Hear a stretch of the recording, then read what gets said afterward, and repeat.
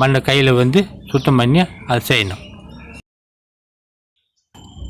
சக்கரம் போட்டு நல்லா 2 கையில் நல்லா கோலை போட்டு சுற்றிட்டு தண்ணியை போட்டு நல்லா நம்ம 2 கையை வச்சு வந்து பொங்கப்பானை.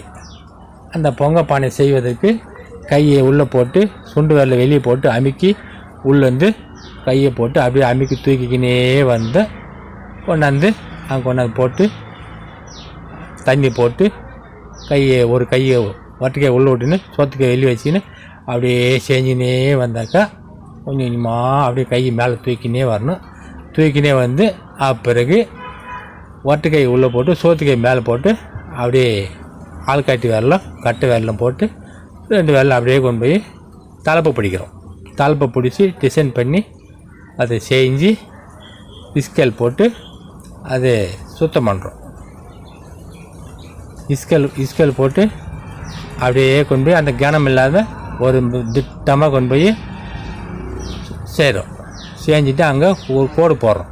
டிசைனுக்கு கோடு போட்டு பிறகு தலைப்பில் தண்ணி போட்டு கரெக்டாக மட்டமாக பிடிச்சி லெவல் கொண்டு வந்து விட்டுட்டு அது தலைப்பெல்லாம் கரெக்டாக ஒரு அளவுக்கு லெவல் ஆச்சுனாக்கா அந்த டிசைன் பண்ணி ஷோ பண்ணி எடுத்து பிறகு அப்படியே கொண்டாந்தாச்சு. இப்போ ஷேப் ஆகி போயிடுச்சு. துணி போட்டு நைஸ் பிடிக்கிறோம். தண்ணி தொட்டு நைஸ் பிடிச்சி அதுக்கப்புறமேட்டு அரைக்கிறோம். நைஸ் முடிஞ்ச பிறகு உள்ள கோடு போட்டு நைஸ் பிடிச்சாச்சு. நைஸ் பிடிச்சிட்டு இப்போ ஊசி எடுத்து அரைக்க போகிறோம். அது வேலை ஆச்சு. இப்போ ஊசி எடுத்து அரைக்க போகிறோம். அரைத்து 2 கையில் எடுக்க போகிறோம்.